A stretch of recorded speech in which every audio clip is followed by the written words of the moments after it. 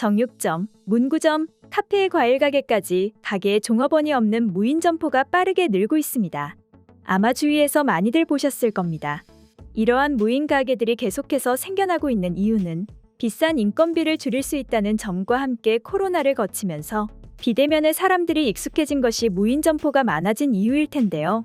그렇다 보니 우리에게 무인 가게들은 일상으로 다가오고 있습니다. 하지만 외국인들에겐 여전히 놀라움으로 여겨지는 것이 무인 가게인데요. 한 외국인의 경우 왜 미국의 도시에선 이러한 무인 가게들을 만들 수 없냐며 한탄하기까지 했었죠.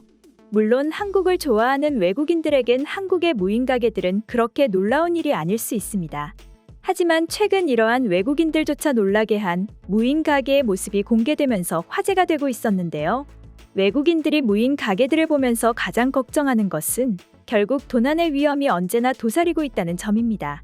온갖 절도가 이루어지는 자신들의 나라에선 상상조차 할 수 없는 일이기에 쉽게 이해하지 못하는 것이죠. 그리고 많은 나라에서 도난 범죄가 빈번하게 이루어지는 곳 중에 하나가 바로 지하철역인데요. 아무래도 유동인구가 가장 활발하게 이루어지는 장소이기 때문에 도난 범죄가 빈번한 것은 당연한 일일 것입니다.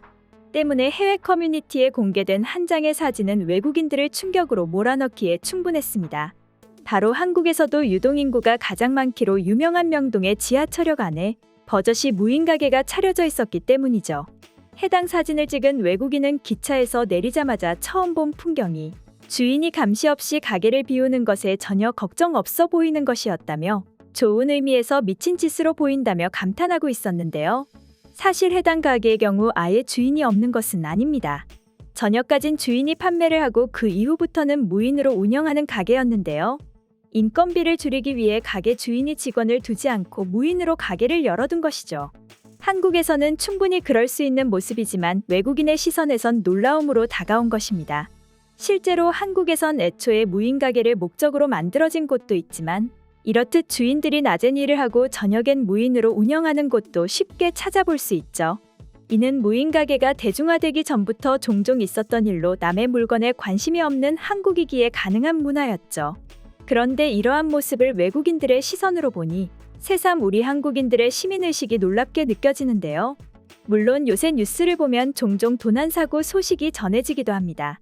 하지만 애초에 외국에선 도난사고가 너무나 일상이라 뉴스에조차 나오지 않는 것을 보면 아직까지 한국은 살만한 나라가 아닐까 싶은데요.